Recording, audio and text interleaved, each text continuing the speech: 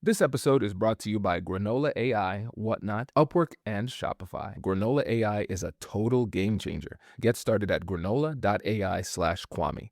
To scale a passionate community and move inventory fast, search Whatnot. That's WHATNOT in the App Store. Visit Upwork.com right now and post your job for free. That is Upwork.com. Sign up for your free trial at Shopify.com/Kwame. Big swings are necessary to become what we have the potential to become. What does it actually take to do something that terrifies you? Not the motivational type of courage. I'm talking about the real courage. I'm talking about the 3 a.m. cold sweat, heart racing kind of courage. That is something that today's guest knows intimately. I got a PhD in organizational behavior and focused on what's called behavioral integrity, which is simply the perceived alignment between your espoused values, your words, your commitment, your faith, whatever you say you're about, and your actions. Dr. Kevin Basik spent 24 years as a behavioral scientist in the Air Force. He advised the Secretary of Defense on values-driven leadership and was trusted to help build the National Medal of Honor Leadership Institute from the ground up, one of the most pressure-filled assignments of his entire life. When you make a commitment, you sacrifice freedoms. You have lost the right to complain about the thing you just said you're in. You make a commitment in a marriage, you've lost the right now to pursue other people. And you'll actually get to hear him talk about his 3 a.m. moment. And what came out of that night became a framework that Medal of Honor recipients themselves would go on to validate. It was not healthy. I think that's a big understatement for me going through that. And it was just fear and uncertainty and self-doubt and all that. And one night, I kept usually waking up at about 3:44 in the morning. And one night I woke up and I'm like, I got to at least figure something out here. So I came down to this office, sat in this chair in front of this computer, blanket around me, and I pull up PowerPoint slides and I just said, all right, what is the conversation I'm having with myself? Dr. Kevin Basik is here to show you that courage isn't the absence of fear. It's what you build from it. When you feel like everything is caving in and you don't know how to keep going, this episode will show you what courage really looks like and how to find it when you need it most. Let's dive in. Playing it safe is easy. Playing it safe is comfortable. But here's the problem. Playing it safe and playing by rules that were never meant for you will never take you to the next level. If you've got what it takes to hit the ball out of the park, the only thing holding you back is whether you're brave enough to take a big swing. I'm Kwame Christian, and this is Big Swings Only. Every week, we're telling you the stories of people who fought their fear, chased the life they actually wanted, and became who they had to become to get it. This show is built for people who are meant for more, because if you really want to get to the next level, you've got to do something big. So the question isn't whether or not you've got what it takes. The question is whether or not you're going to swing. You were built for more, and this show was built for you. Subscribe now. So you're looking at a guy, youngest of 6 kids, right? So 1 girl, 5 boys, and my oldest brother started the journey, but then brothers followed and followed. My oldest brother went to the Air Force Academy. We knew nothing about the military at that time. So, he went off and did this thing. And my next older brother went to the Air Force Academy, and the next older brother went to a normal people school, but he ended up going Army ROTC. My next brother went to West Point. So I'm getting dipped in a lot of the service academy, military thing. So I applied and I didn't get in. A little embarrassing, right? So I went to a college for a year, reapplied, didn't get in. So, but they offered me prep school. So now, facing a little moment where do I fall a couple of years behind my contemporaries, growing up, for the opportunity to go to this place, because once you go through this prep school, you're going to get in. And I've had sort of a crucible moment in the mirror where I'm like, hey, the window is only open so long. You only get one more swing at this, and you go in or not. So deep breath, went to prep school and then the Air Force Academy, and all the challenges that come with a service academy. And then started a 24-year career in the Air Force as a behavioral scientist. So going all over, and they were nice enough to invest in me and said, hey, we want you to come back and teach. So we'll send you to get your master's degree in industrial and organizational psychology. So that's basically, what do we know about that funky human animal, and put them in a context. And my focus was small team leadership. I just love the dynamics of why it works and why it doesn't and what gets in the way. And went out and did some other things in the Air Force, each one, another bit of a swing for the fence, in that never done anything like this before. And oh crap, this could go wrong, right?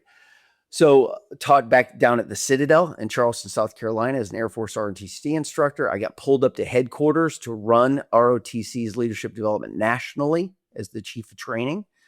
So that was intimidating, but it went well enough that they said, hey, we're going to invest in you again and now send you to get a PhD.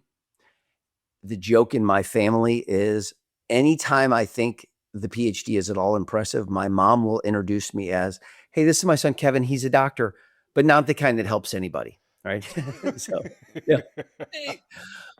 So I got a PhD in organizational behavior, and focused on what's called behavioral integrity. So it's a values-driven leadership kind of concept, behavioral integrity, which is simply the perceived alignment between your espoused values, your words, your commitment, your faith, whatever you say you're about, and your actions.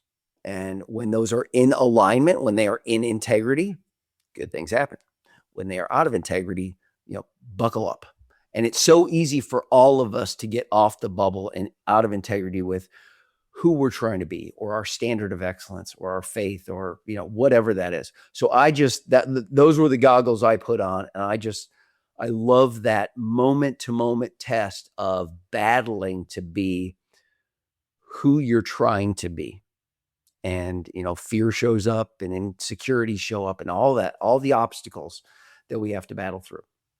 So 24 years, I finished up at the Pentagon. I was asked to come up based on my previous work to be an advisor to the Secretary of Defense on values-driven leadership, on the professional identity of the people serving the nation. And as I transitioned out and retired, I drink this Kool-Aid. I serve this Kool-Aid. I mix this Kool-Aid, man. I'm going to keep exploring this.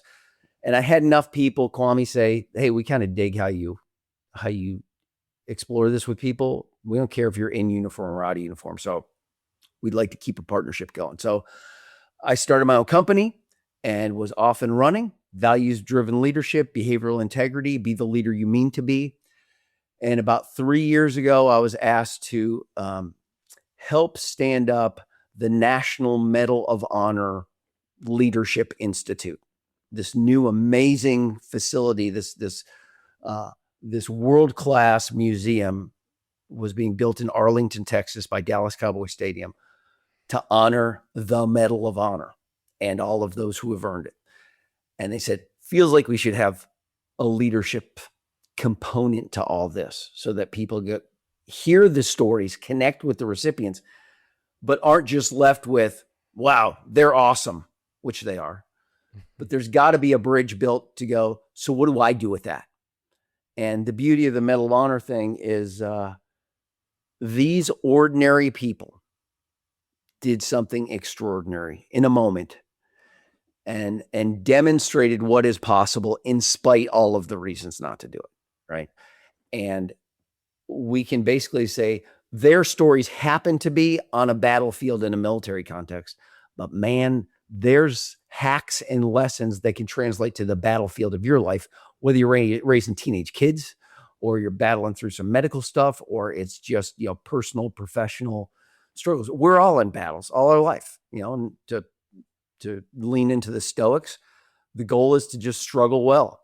And in there, I love the title of the podcast is that big swings are necessary to become what we have the potential to become. So all that to say, now I support the Medal of Honor, but I also do my own thing, and I go out and support corporate, military, nonprofit organizations to connect with who they are as organizations and as individuals. Incredible. And Kevin, like I said the first time we chatted, I will say it every time. Thank you for your service.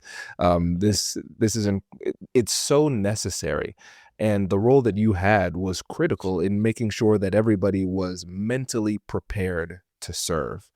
And when you think about this, because we're going to come back to your big swing, there's Mhm. so many to Yeah. explore, Yeah. but Sure. I really want to hammer this home because the we're in a stage when it comes to mental health, optimal mental performance, Sure. where we see some people who might go too far and they fancy themselves armchair therapists and everything is diagnosable and problematic. And then we have other people who might see that behavior and say, you know what, all of this is a farce. You just need to get the job done. Yeah. And Right. the truth lies somewhere between those two extremes. So especially Yeah. when you think about it from the aspect of military service, why is it so important to have you and people like you teaching behavioral science to the people who serve at the highest level? I tell you, I love that. And, service, first of all, I mean, we can all serve in different capacities and leadership. There's formal leadership and man, there's informal leadership. As long as you're influencing, you can serve wherever you stand. But why is it important in the military these days? First of all, the mission matters so much. I mean, there's a lot at stake, and these are the folks that are asked to do things on behalf of the nation, and we need them to had their heads and hearts screwed on straight. So when I go in and explore this, whether it's with cadets at the military academies or ROTC, or up at the Pentagon or beyond, um, man, the human thing never stops being important. You can't get the mission done without going through the human beings. And there are certain things that just keep showing up as important. Matter of fact, Kwame, I do a session, a half day session with the Joint Special Operations. So that joint just means Army, Navy, Air Force, Marines, even international allies, but the special operations folks. So these are the SEALs and the Green Berets and the TACPs and all tip of the spear warriors, all business, getting the stuff done. And in the Special Operations Forces community, they have identified what they call the SOF, Special Operations Forces, the soft truths. And there's 5 of them. And they all know what they are. They are the truths. They are the undeniable principles when it comes to us doing the mission. And the number one soft truth is humans are more important than hardware. And they got all the hardware, man. Um, and some of the other soft truths are, hey, you can't mass produce us. We're a specialized unit. You can't wait until the crisis is at hand to build us because there's a pipeline. So those are undeniable truths. But the first one is humans are more important than hardware. So you better be familiar with leading and influencing and connecting with what humans are hungry for. And part of that has to do with the tribe that you're building, the culture and the identity I've got associated with that. There's a great phrase you may have heard in sports, but it goes back to it's an African philosophy and phrase, Ubuntu, which translates to because we are, I am. My identity is connected with who I run with, and it shapes that. So as leaders, we better understand how to shape that environment, and we better understand how to connect with people and to influence them in a healthy way towards a desired outcome. And Brilliant. to just go, yep, I hope it works out, or I'll figure it out, or I turned out okay, so I'll just keep doing what was done to me. That's kind of a dangerous, if not immature approach to leading and developing people. I agree 100%. And I'm glad we laid this out because I think a lot of times the extremes can become very alluring sometimes. And especially, I mean, let's call it like we see it as sometimes we can become too hyper masculine to the point where Right. we incorporate a lot of toxic elements that Yes. don't drive us toward our mission and purpose. And we're too focused on being tough for toughness sake not for the sake Yeah. of the mission or the people we serve. And to that point, Kwame, the special operation forces, I mean, these could potentially be knuckle dragging, mouth breathing, meat eaters that just bang into things and just break things. And, they are expected to do, kinetic damage and things like that. But for the most part, they are expected to show restraint, to show character, to create environments and cultures of trust in their units. And when I explore this stuff with these just big, buff, intimidating people, it's amazing how often they will go, you know what? We just need to listen more as leaders. Or what matters to me is just when you show a little vulnerability and admit that you're struggling or you're not perfect. So it's all of that soft human stuff that helps keep them from just being hyper masculine and going into the toxic arena. The sweet spot, man, is stay human while you're kicking ass. Yes, yes. And you have to remember, outside, when you get past the prickly, hard exterior, the soft stuff is inside of us too. Our brain is not very hard. You know? Right. We are squishy. So it's just, hey, listen, there are soft elements, and that's not okay. It is just a biological reality of existing on this planet. Yeah, don't fight it. Don't fight it. And so now I think this will be a great opportunity here to talk about you again, but from a more vulnerable perspective. Because Kevin, just like the intimidating, scary guys that you've worked with, people look at you and all of your accomplishments, and you are quite intimidating and impressive as well. And they can't see the smile and the warmth like I can if they're on audio.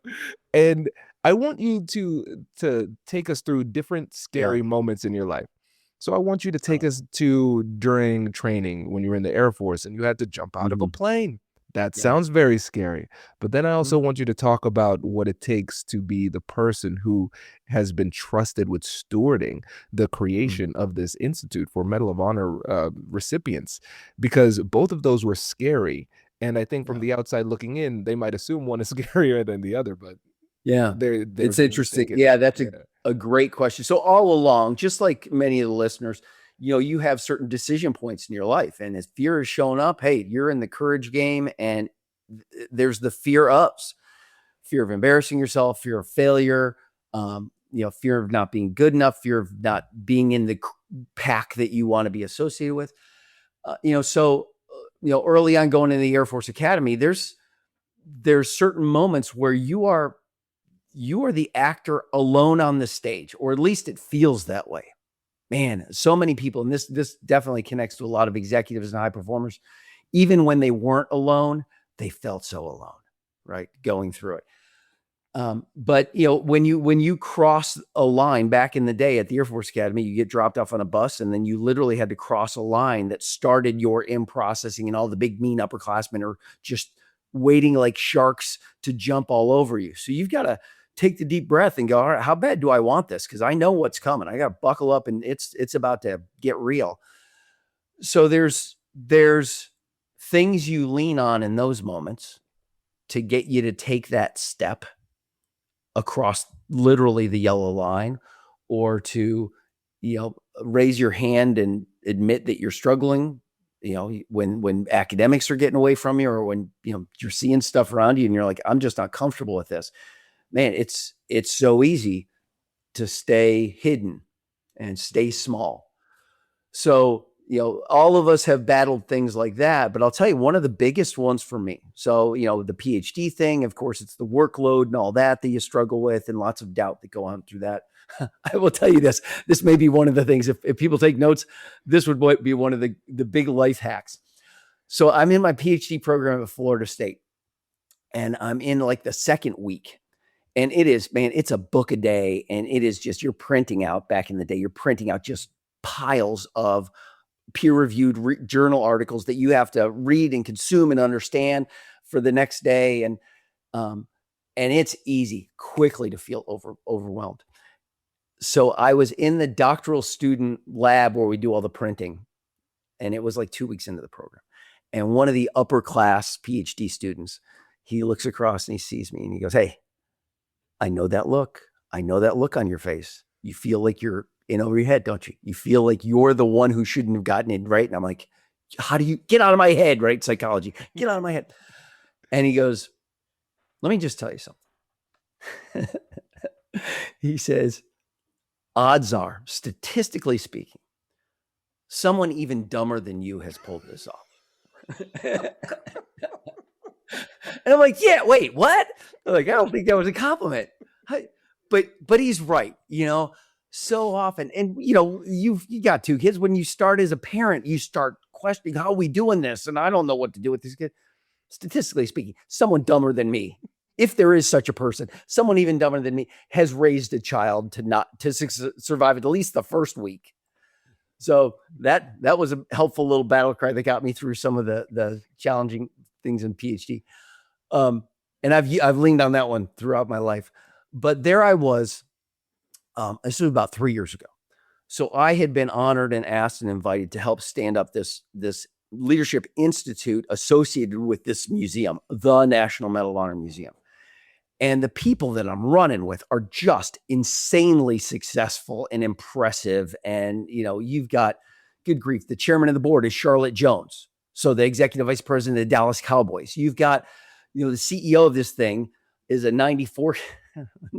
He's a 93 classmate from the Naval Academy. I went to the Air Force Academy, graduated in 93. He went to the Naval Academy, then became a Navy SEAL for 7 years, then becomes an astronaut, and then International Space Station and shuttle missions and all this stuff. So if you've ever felt good about yourself, don't hang around Astro SEAL, right? So, but I'm swimming with these cats, and they've handed me what amounts to a blank sheet of paper to say, we know there should be a leadership element to this. We're not sure what that should be. Based on your background, we think you're the guy that can help us at least stand this up. So I'm trying. And part of that is, what's the structure? What's the language and the framework you're going to use? Start building content and curriculum. We don't need to wait for the building to be built to start executing programs. So, hey, do that stuff. So I'm off and running, and everybody in my life is, oh my gosh, what an honor. It's perfect fit for you. And this is great. And dude, it felt like I'm trying to create it. And it's just like, this is not good enough, or it should be better, or how are they doing so much better? And it was just imposter syndrome, self-doubt. Dude, I was having, panic attacks in the middle of the night because I'm waking up just saying, why am I not doing this? Or why is it taking so long? Or this isn't worthy of what these people deserve. And I will embarrass all the people who had faith in me. It was not healthy. I think that's a big understatement for me going through that. And it was just fear and uncertainty and self-doubt and all that. And one night, I kept usually waking up at about 3:44 in the morning, that just bink, flop, sweat, just tossing and turning. And one night I woke up and I'm like, I got to at least figure something out here. So I came down to this office, sat in this chair in front of this computer, blanket around me. And I pull up PowerPoint slides and I just said, all right, what is the conversation I'm having with myself? Let me give voice to the debate, the screams, all that insecurity, the chatter. So I'm writing down things like, it's not going to be good enough. I'm going to lose control of my life and my calendar as my daughters are in an important season of life. And I'm going to miss out on that while I'm doing this. The voices were saying, you've convinced everybody that you're this expert and you're demonstrating you're not. That's the real stuff. So I start typing this down, and then I said, okay, behind every one of these comments, all these inner critics, there's kind of a fear of that's represented there. It's the fear of letting people down. It's the fear of not being good enough. It's the fear of failure. It's the fear of needing to ask for help. It's just, I start listing this and just being totally vulnerable and honest with myself, just trying to diagnose what the heck is playing out here.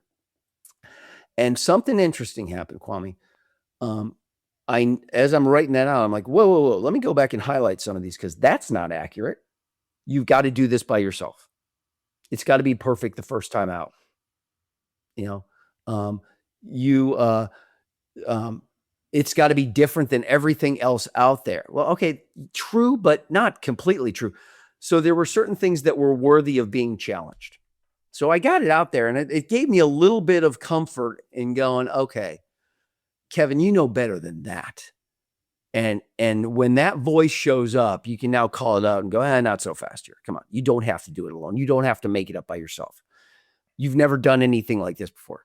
Yeah, but I've done stuff like this before. So not so fast there. And then I leaned back on, and I know we're going to get to this, but I leaned back on 3 buckets that had emerged as I was exploring the topic of courage earlier in my work. And I identified that what helps people do hard things in spite of fear. I've jumped out of an airplane, and that was scary. That was just visceral fear, physical fear. What helped? Well, we did a lot of prep beforehand, to the point where you really just, you slap 1,000, 2,000, pull 1,000. I mean, it was just this deep memorization that took some of the power out of the fear. I noticed that the third time I jumped out of the airplane, it was a different experience than the first time. That fear, I had a different relationship with fear because I know what's coming. Fear was a little bit smaller. The height was the same. We jumped from the same height, but just those few reps seemed to matter. So one of the buckets that I knew was important was competence seems to help with fear. If I just have a step, if I've got a plan, if somebody tells me, hey, if X, then Y, okay, that gives me a little bit of control over fear. The second thing, so I went into, as I'm sitting in my office, I opened up another slide. I said, all right, what can I do competence-wise to get better at this?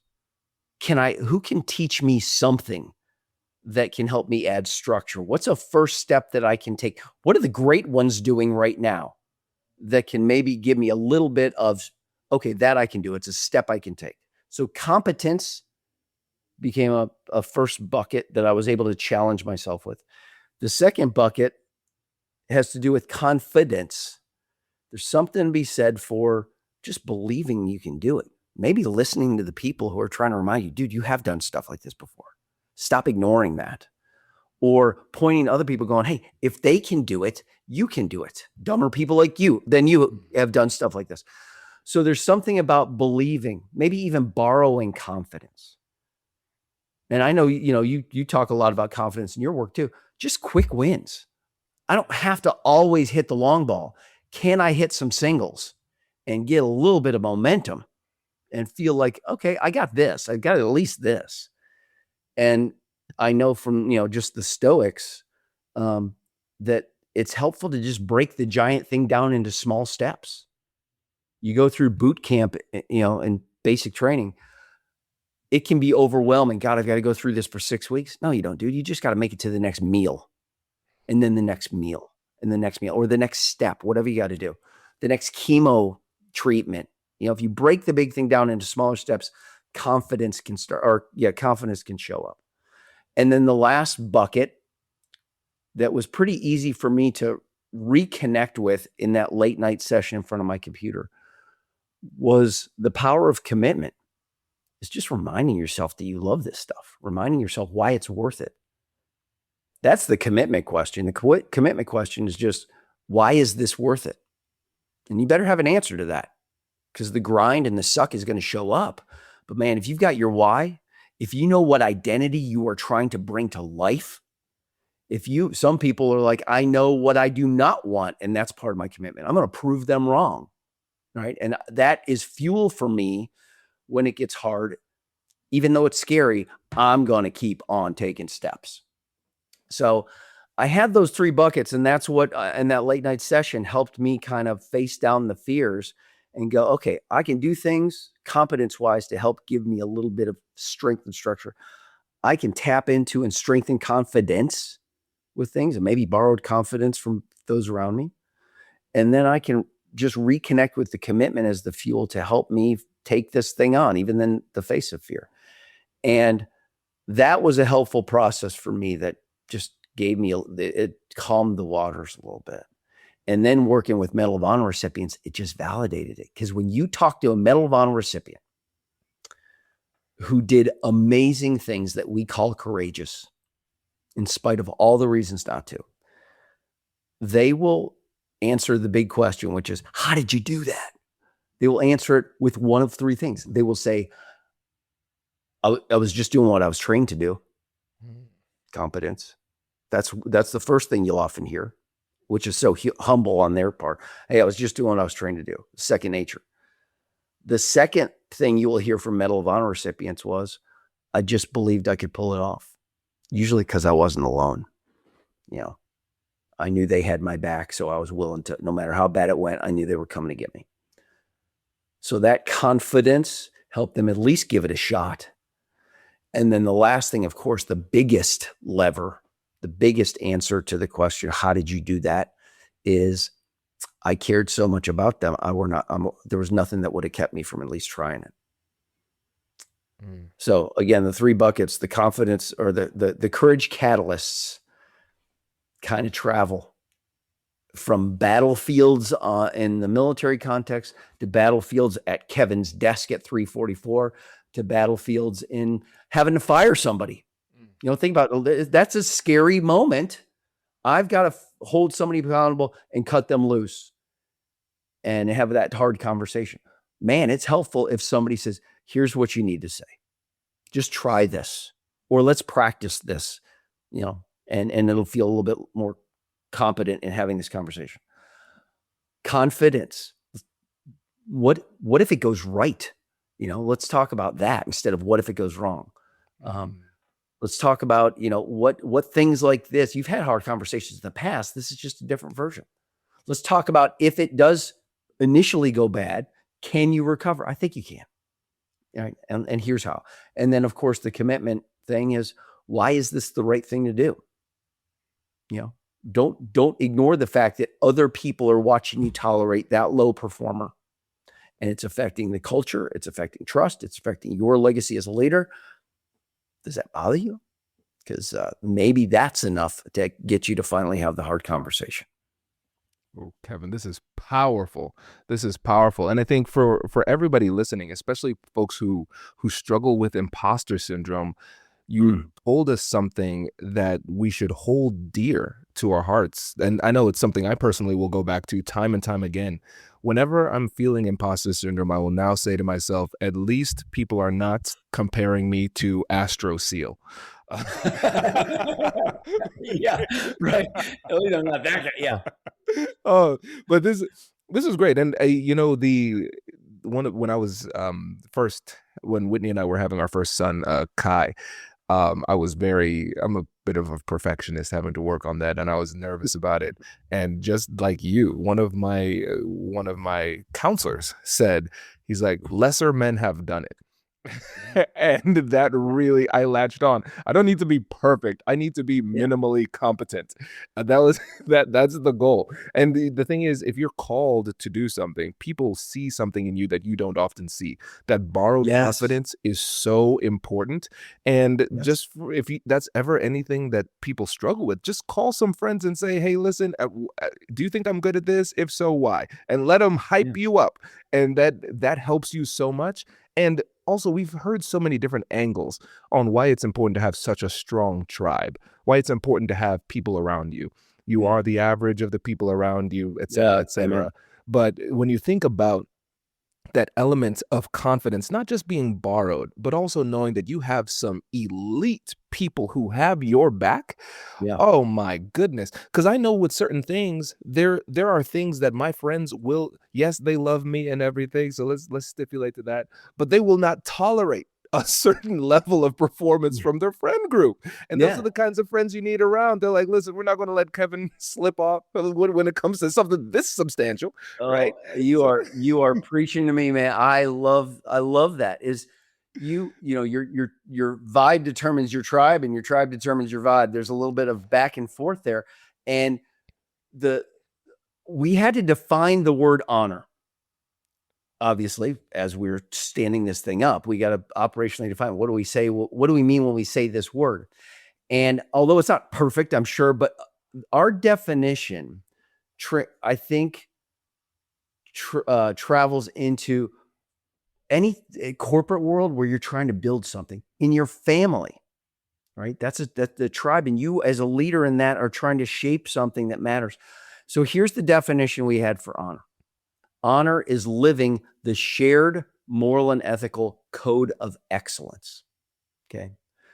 Living the shared moral and ethical. Of course, we had to put moral and ethical in there so that people don't say, oh, well, the mafia had honor. And okay, we're going to assume, pointed in the right direction. So let's strip that part out just with that implicit assumption. Honor is living the shared code of excellence. There needs to be a code. There needs to be a standard by which we say, we will not tolerate, to your point, we'll not tolerate deviation from this. This is who we are. And if you want to be a part of this, this is it. And if we haven't codified that and clarified it, we don't know what the standard is. So it's easy to drift. So there needs to be a standard of excellence shared. This is a community thing. That's the Navy SEAL creed. You say, if you want to be a part of this, if you want to wear this trident, it's different than other communities. We have a shared standard of excellence, and they have a formal written creed. So it's helpful to say, this is what defines those who want to be a member. And if you dishonor this, you're out, right? But it needs to be lived. The first word is the most important. It's one thing to have the code. Yes. All right.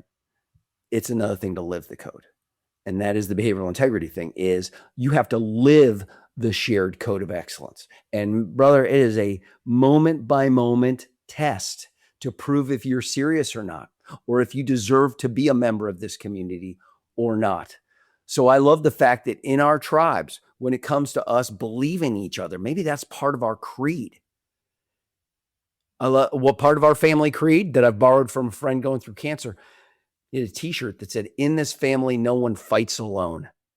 Just love that as a declared commitment to each other. I don't know what you're going through, but man, you're not going through. I will rush to your side, even when it's inconvenient to me, because that's who we are. That's our code of excellence. We share, but it's in the moments when it is inconvenient, when it is a little troubling. That's the test for whether I'm going to live it or not. And every time we live it, it's another. We have put another coin in the account for who we are trying to be. So I love the fact that, you say that tribe can be the source that we pull our confidence from over and over again. 100%. And let's focus on this word, living it. This is crucial. And so I'm glad that we started here, especially with the definition of honor. I think that's powerful because it brings it to life. And for the person who's listening, they're contemplating making a big change, taking a big risk, doing something to improve the lives of themselves or others through action.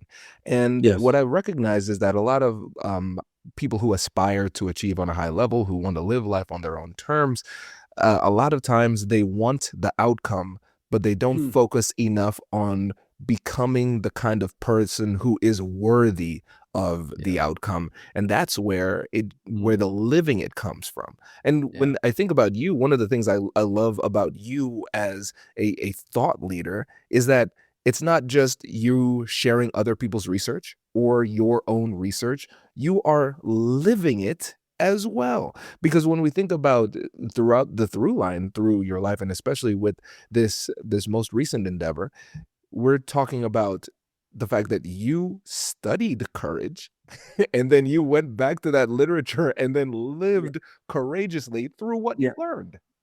Yeah. And that's the blessing of, first of all, exploring anything that has to do with values-driven leadership is you are on the same mountain as everyone else.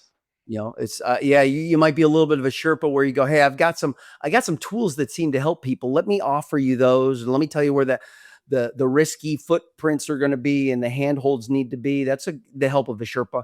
But the Sherpa is on the mountain with the climbers, and the mountain is just as dangerous for the Sherpa. So I'm on the same trek as everybody else. And when I do my workshops, this is where I start. I'm said, here's where my heart's at. I'm just inviting you onto the journey I'm on myself. I'm an imperfect, struggling human being that's in a marriage. That's one context. I've been married for 31 years in a row. All right. So, and God love her. My wife has to deal with this knucklehead, but there are moments when I crush it as a husband. And man, there are moments when I am just a knucklehead. All right. Now comes the recovery moment. What does the person I'm trying to be do in moments where they've just screwed up? As a parent, I'm on that journey too. Now, again, in the research and in thinking deeply and exploring this so much, certain hacks and insights have bubbled up that I'm like, this helped me. It's helping other people, other high performers. You might want to pay attention to this because this might help you on your climb too. And I'll give you one example, Kwame, because you and I were talking about kids earlier, and doggone it, I use this now with my wife, with my kids, with my mom, and I love it when it gets used on me. Here it is. This is weird. Do not tell your kids. I'm looking at you now because I know you got the two boys. Do not tell your sons, "I'm proud of you." Okay. What? Don't tell your sons, "I'm proud of you." Try this instead. In the moments when you're so excited and beaming and you want to say, "I'm so proud of you," try, "You should be proud of yourself." Dude, you should be proud of yourself. Of course I'm proud of you. I'm your dad. I love you and all that. But that doesn't matter right now. You should be proud of yourself. Because what just happened there? Who's the source of the pride? They are the source. They carry themselves into their moments. And, when you give them that gift where you go, "You should be proud of yourself," they go, "You know what? I should." They don't need you in the room anymore to feel proud of themselves in moments like that. Of course, you're going to be proud of them, but pride is not necessarily a gift we should bestow on people. It's a gift we should allow them to give themselves. And we're back to self-confidence again. Yeah. And even my mom, she's 89 years old, and my dad passed away after 5 years battling with dementia. And when he died, they had been married for 66 years. Right. So their relationship was everything. It was her identity. And this woman just poured herself into her man, especially on those last 5 years when she was everything. And it was a masterclass in commitment to his last breath, literally. And now she starts a new season, and it's scary. I've got to go out as a widow. I've got to go out and meet new people and trying to be social. And I'm sad and I don't know, what it's like. So as she enters this season, she had to take risks and put herself out there. And when she would say, "Hey, I went to a Bible study group. I met some nice people. I went out there." Everything in me wanted to go, "Mom, I'm so proud of you." Mhm. Of course I am. Of course I am. But for me to go, "You should be proud of yourself." You know what? It is not easy to do what you just did. A lot of people would not have even taken that step. You should be proud of the fact that you're one of the people who does. And she's like, "You know what? You're right." And I almost kind of made the moment about me giving her my pride instead of, letting her just recognize the pride in herself. So I'm connecting the dots all just back to, I love the fact that I'm on the same mountain as everybody else, trying to love the people in their life who need to be loved and trying to get out of their own way so often. This is powerful, Kevin. I'm thinking for me as a father too, there are a couple of things that come to mind. First of all, in many ways, we will end up, even after we pass, we will end up being the internal voices for our children. They're going to hear echoes of our voices from time to Script time. will play. Right? And so you should be proud of yourself. That's a script that I want them to play in their minds so they can have more of a strong internal source of validation that is more consistent and aligned with their values that can keep them focused on the path. And then, but to have their dad's voice is the one Ooh, echoing yes. that, there's a lot of layers of goodness to that. 100%, 100%.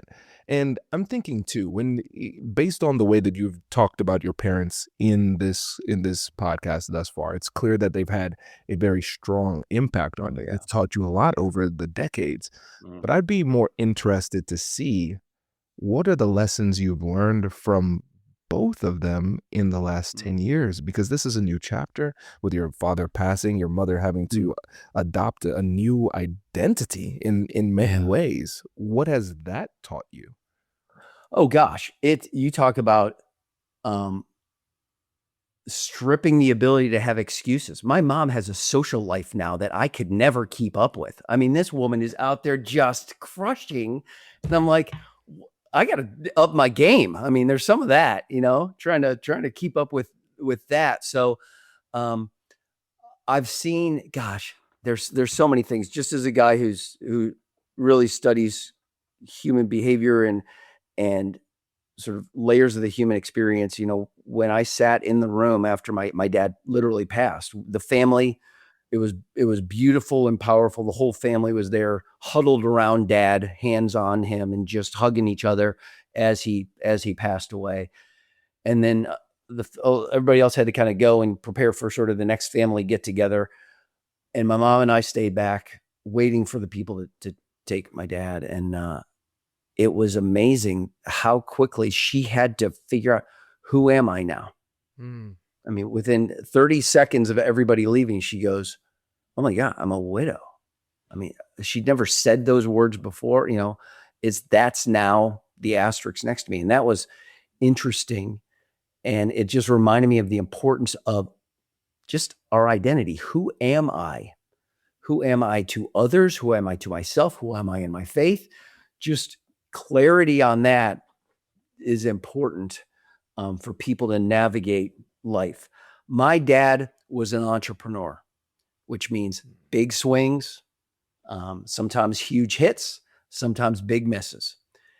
And he got caught up in the whole 2008 financial just collapse. And in Southwest Florida in 2008, it was a bloodbath. And he was out there, and other family was working alongside him. So a lot of people were involved in this, and it was, no fault of it, but everybody got caught in this. But he's, in his mid 70s at this time. And there's not a lot of time. There's no time to really recover. And, he and my mom were expecting certain golden era of life. And this looks like the whole story's just changed. So there's heartbreak there. And my dad actually said, hey, I'm worried about one of your brothers going through this, because he's taking a lot of this on too. He said, I want you to come down, put eyes on your brother, and just make sure he's okay. So I go down, check on my brother. And then I'm with my dad that night, and he's just standing on the back porch overlooking the back patio. There's a lake back there. And he wasn't necessarily a reflective guy. So it was weird to see him sort of standing there, just looking out on the horizon. And with all the emotion swirling in the season, I can only imagine what was going on through his head. I failed my family. I've now got my kids involved in this, and I've done this to my wife, and it's so embarrassing. And I can only imagine what the voices were. So I walked up next to him and I said, hey, Dad, how are you doing in all this? You've got me checking on everybody else, but how are you doing on this? And then he said something that is one of those things, Kwame, that I take with me now. And I've offered it to other people. I'm a big fan of battle cries, and he didn't know he was giving me one, but this is it. He said, Kevin, all I know how to do is keep showing up. You just keep showing up. Just I'll bring ideas and effort and a good attitude. And I got to think that eventually we find our way through this storm. But I'm just going to keep showing up. And I thought, that's not a bad voice to hear in our head. When it feels like I'm swinging in the dark, I don't know what to do. Just keep showing up is a Larry Basic battle cry.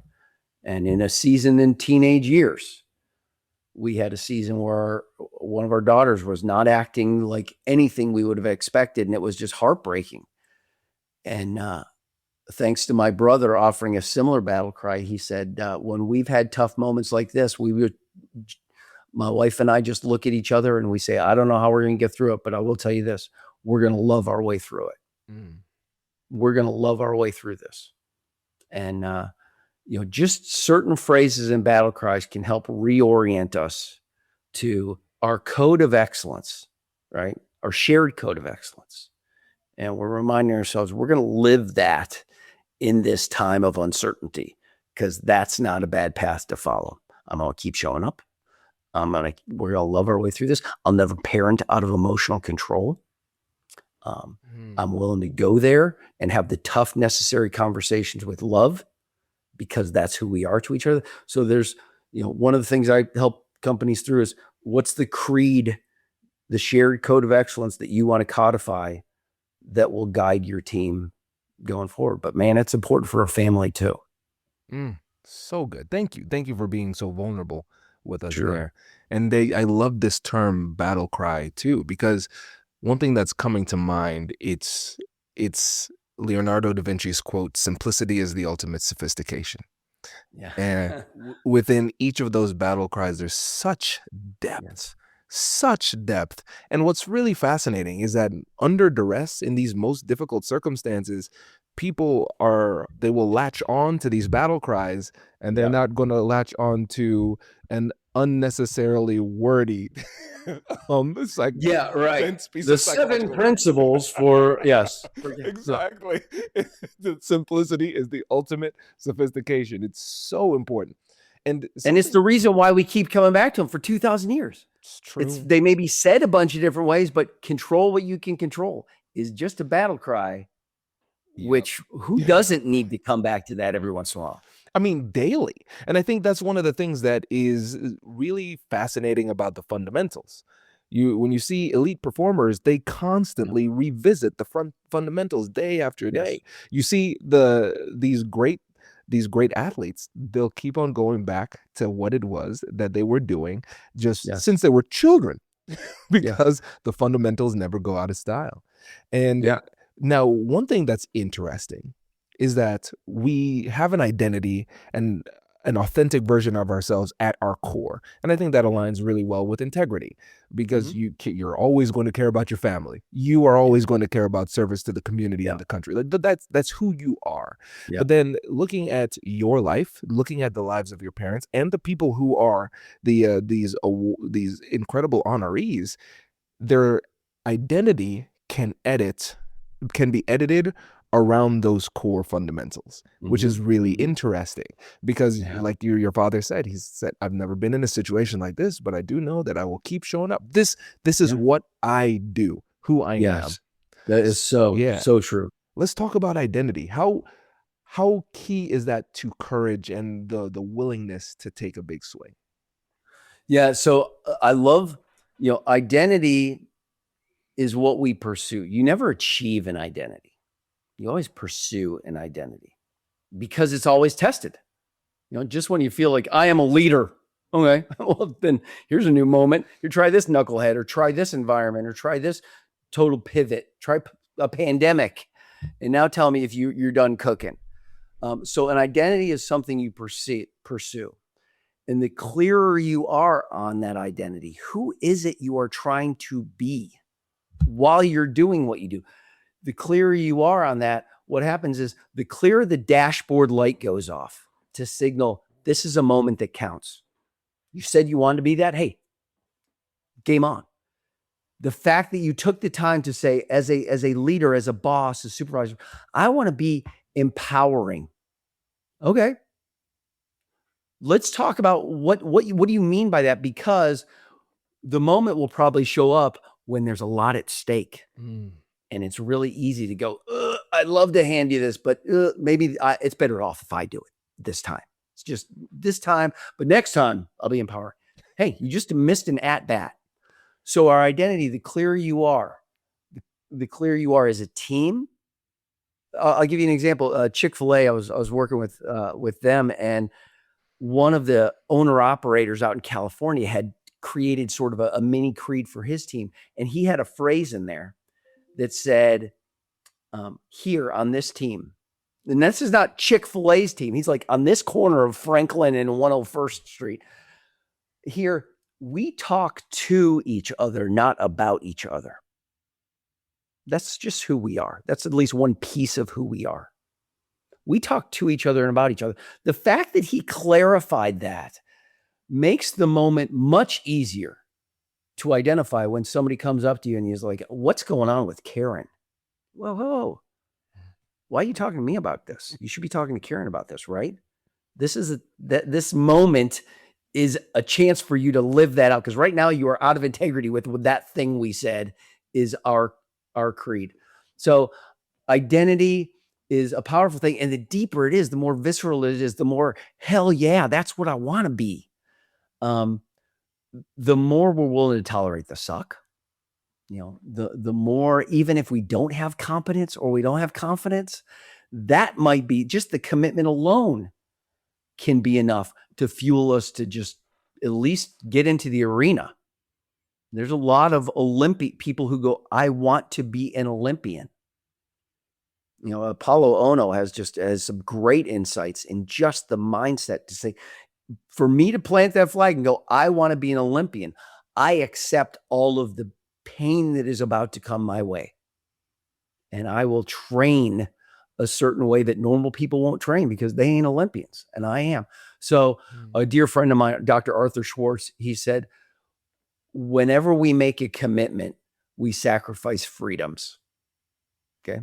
No matter what the commitment is, when you make a commitment, you sacrifice freedoms. You have lost the right to complain about the thing you just said you're in for.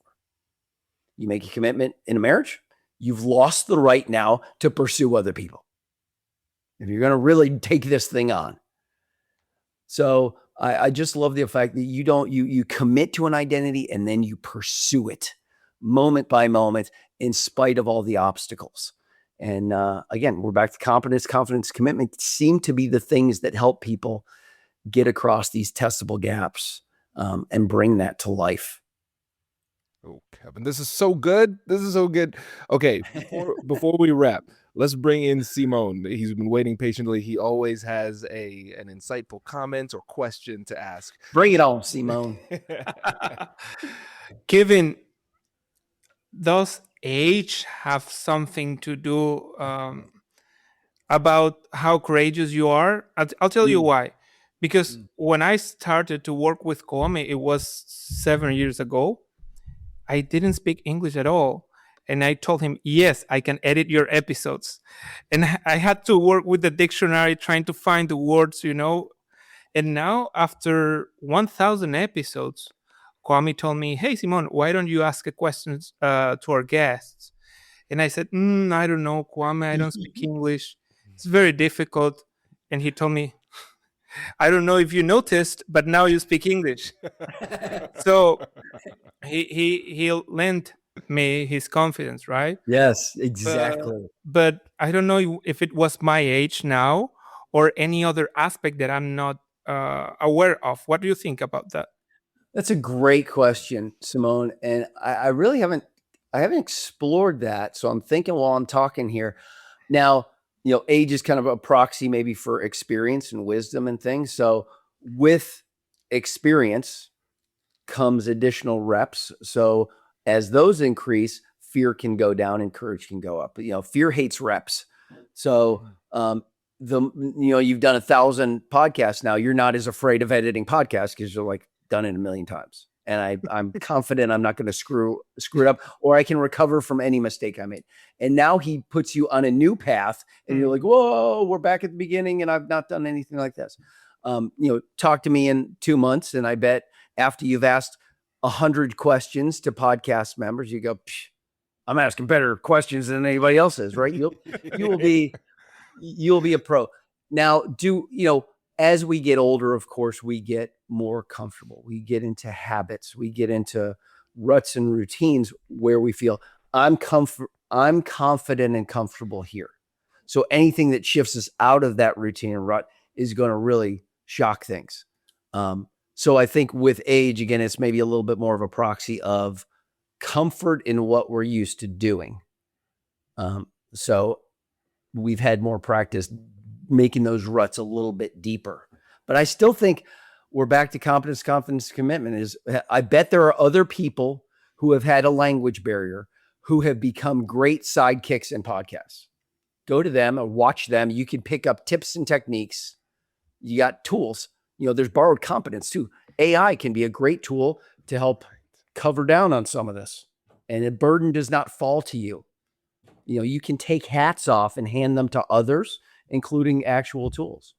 Confidence, like he said, you're better than you're giving yourself credit for. Let me remind you. Let me take you by the ear and show you all the brilliant things you're already doing that are equivalent to what that is. And then commitment. Do you want to grow into the bigger version of yourself? Yeah.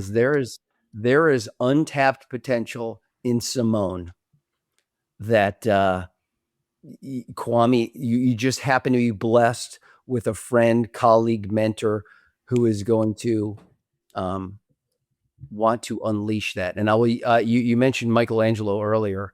I heard a great quote from him. He had his sculpting phase. He had his art, his painting phase. Well, in the sculpting phase, he was asked, "Master, how do you create the masterpiece of the sculpture?" And he famously said, "I don't. The masterpiece already exists. I just see the angel in the stone, and then I carve until I set it free." And brother, there's an angel in your stone, and Kwame's just going, "I'm gonna chip away a little bit. Might be a little uncomfortable, but before you know it, you're gonna be like, hey, I'm a pretty good podcast co-host here," which you already are. Yes. Oh man, this is so weird. I heard this great quote. They said the universe whispers before it yells. And what's really funny is that just last night in my journal, I was journaling about Michelangelo and how he made that quote about the statue of David, how it took so long. And I didn't realize how big it is. It's 17 feet tall. It's huge. It's amazing. Yes. Yeah. And so what I was thinking is, how can I draw this metaphor? Is it too absurd and maybe too philosophically unnecessary to draw a connection between the swings that Michelangelo was taking with his hammer and chisel and the swings that we take in our lives?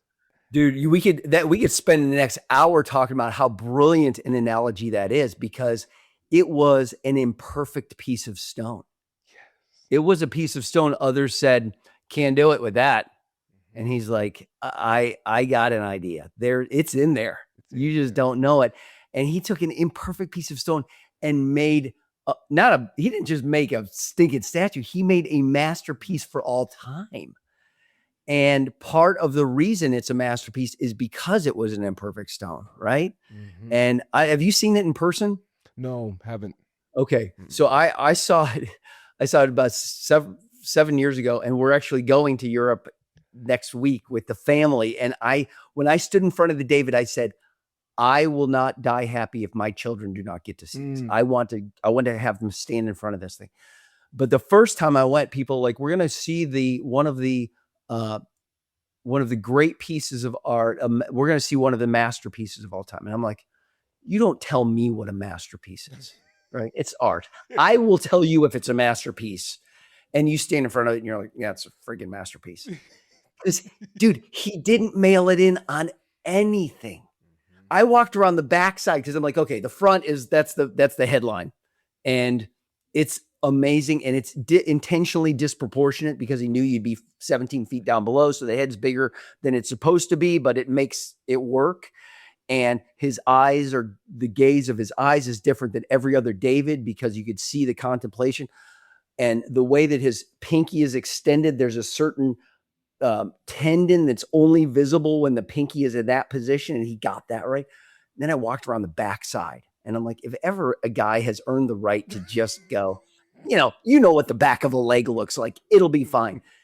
Every vein and tendon is there. He didn't mail it in on anything, and he took an imperfect stone and made a perfect thing out of it.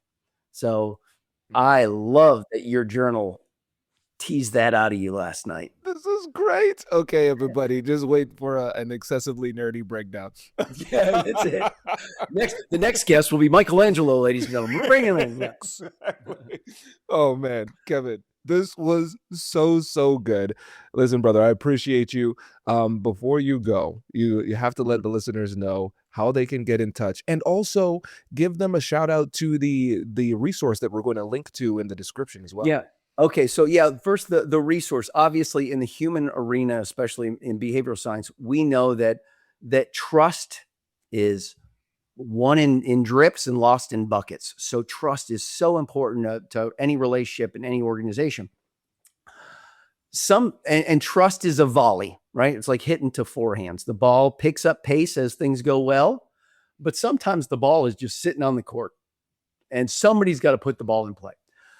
Well, I've created just a simple one-page document of the types of things that people, leaders, spouses, friends, parents, when people say things like this, there's a gesture of vulnerability. There's a thread of vulnerability in all of these phrases. And when you say something like this, it starts the volley. And there's something in psychology called the norm of reciprocity, is when you say, hey, I'm struggling with something, I could really use your help. Obviously, that's a little bit of vulnerability in making that gesture. The norm of reciprocity says we as human beings just have a tendency of moving a little closer to the other person who made that gesture. When a leader says, I was wrong, when somebody says, I'm sorry, it's the ball is now placed in your court, and there's a little thread of vulnerability. So we, since trust is so important to building relationships on our human journey, the tool you will see is what's called the vulnerability or the trust serves. How do you put the ball in play, and what kind of language can you use to maybe start tough conversations? It's a competence building tool that is going to be hung on the podcast website. So that's out there. There's some other resources and other videos on my website. And if you want to get a hold of me, that's the ask, is come check out the website. You'll get a flavor for how I explore leadership, values-driven leadership, behavioral integrity, and my contact info is on the website. So come check that out. And I work with military and corporate and nonprofit and athletes at all levels to pass the testable moments of life and be the leader you mean to be. Amazing. Everybody, we will have links to everything in the description. Kevin, thank you, brother. Really appreciate it. It is an honor to be running with you guys. I love your podcast. I loved your TED Talk. I love it all, man. And, you're up to something big. So thanks. Big swings are happening. And I appreciate you being out there doing it. Amazing. Thanks, Kevin. This is great.